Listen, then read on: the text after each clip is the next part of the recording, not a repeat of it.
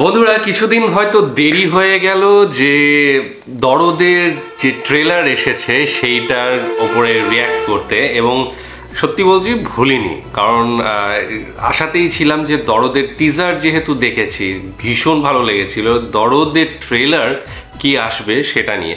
আসলে এর আগে তুফান ফাটিয়ে দিয়েছে, কিন্তু দরদের মধ্যে আমি তুফানের থেকেও একটা বেশি কিছু দেখতে পেয়েছিলাম টিজারে, যেটা হচ্ছে অভিনয়টা, এবং সেই জায়গা থেকেই আরও দেখার ইচ্ছা প্রকাশ করছি। মানে অলরেডি ছিলই যে ট্রেলার কি হয়, সিনেমাটা কি হয়, কিন্তু অ্যাক্টিং লেভেল যেটা দেখেছিলাম টিজারে সেটাই হয়তো আমরা আজকের ট্রেলারেও দেখতে পাবো, সেটা নিয়েই প্রচুর আশা রয়েছে।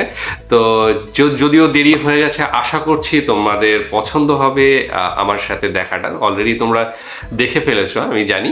তো যাই হোক, আমরা আবার একসাথে দেখবো। ডেসক্রিপশন বক্সে লিঙ্ক দিয়ে রাখবো, সেখানে গিয়ে অরিজিনাল ভিডিওটা দেখো, সাথে সাথে চ্যানেলটাকে লাইক শেয়ার সাবস্ক্রাইব করে দিও।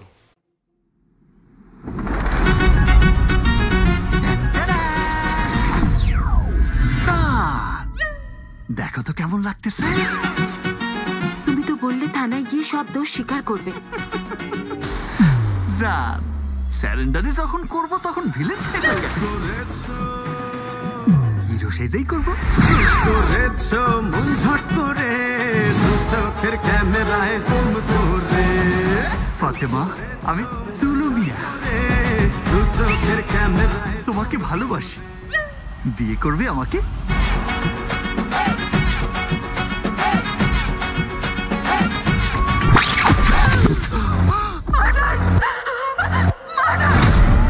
অগ্নি ম্যাম, ডিপার্টমেন্ট কি এই কেসটাকে অনেক হালকাভাবে দেখছে?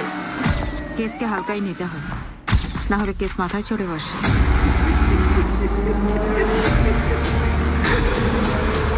ফাতিমা, তুমি ভুল বুঝতেছো।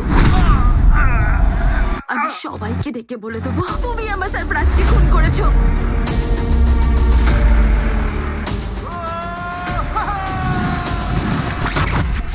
আমি খুন করিনি ম্যাডাম। খুনটা উনিই করেছে। আরে সারপ্রাইজকে মারিনি, আমাকে মেরেছে, আমাকে মেরেছে। আমরা ভুল পথে এগোচ্ছি।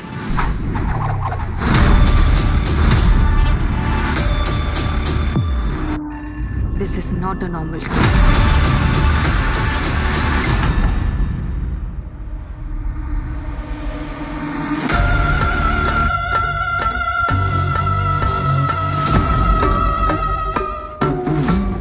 একজন প্রেমিক কখনো এতগুলো খুন করতে পারে না।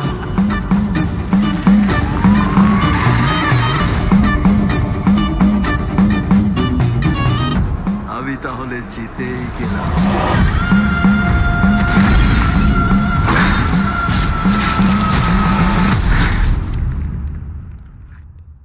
তুমি আবার কাউকে খুন করতে যাচ্ছ? আচ্ছা, তুমি আমি বিশ্বাস করতে চাও না কেন বলো তো?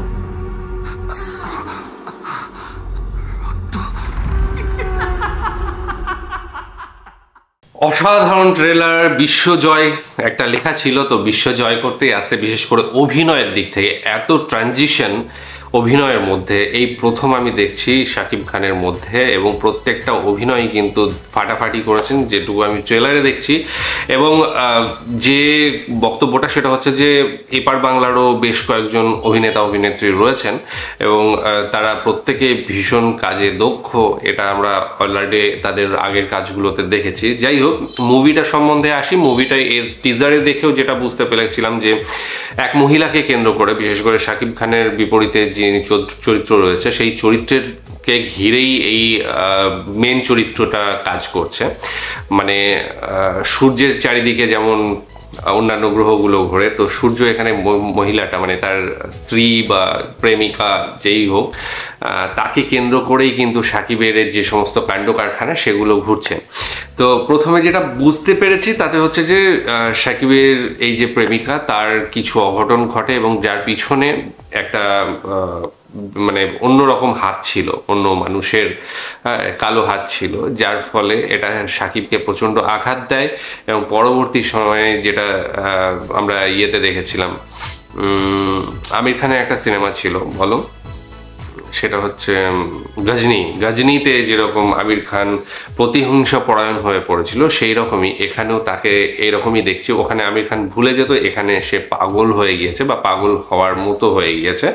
এবং এখানে একজন লয়ার আছেন যিনি এটাকে খুঁজে বার করার চেষ্টা করছেন কি হচ্ছে না হচ্ছে, আদৌ মানে ঘটনাটা সত্য কিনা। তো সে হয়তো হেল্প করবে শাকিব খানকে। তো এই ব্যাপারটাই পুরো সিনেমাটাই আমার মনে হচ্ছে কনক্লুশন এটাই।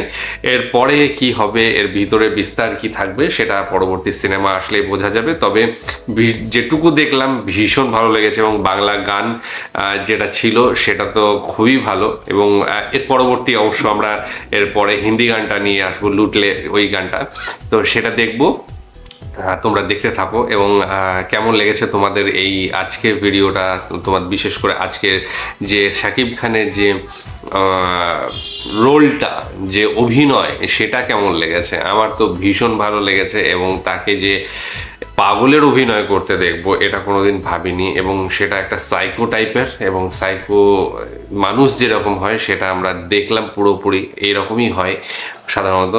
তো যাই হোক, সাইকো খুনিও বলা যেতে পারে। সে তার প্রেমিকার বিরহে আর কি সেই কাজগুলো করছে। তো যাই হোক, পরের ভিডিও আমরা দেখছি এই সিনেমা থেকেই, পরের গান। তোমরা সাথে থেকো, ততক্ষণের জন্য স্টে টিউনড।